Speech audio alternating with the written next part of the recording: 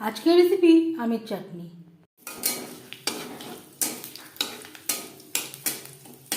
পাঁচফোড়ন শুকনো লঙ্কা ভেজে নেওয়ার পর দিয়ে দেবো আম।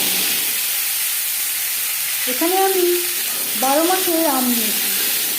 পাঁচফোড়নের সাথে আম 4-5 মিনিট ভেজে নেব, আর দিয়ে দেবো লবণ।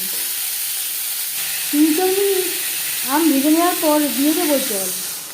আমি আর হলুদ ব্যবহার করলাম না, আম সেদ্ধ হওয়া পর্যন্ত অপেক্ষা করব। আম বেশ ভালো করে সুসিদ্ধ হয়ে গেছে। এবার দিয়ে দেবো রসগোল্লার রস। এটা আমি জাল দিয়ে এইভাবে শুকনো করে নিয়েছিলাম। আর দিয়ে দেবো চিনি। যেহেতু 12 মাসের আম, এই আমে টকের পরিমাণ খুবই বেশি। আর লাগছে কাজু কিশমিশ, ভাজা মশলা।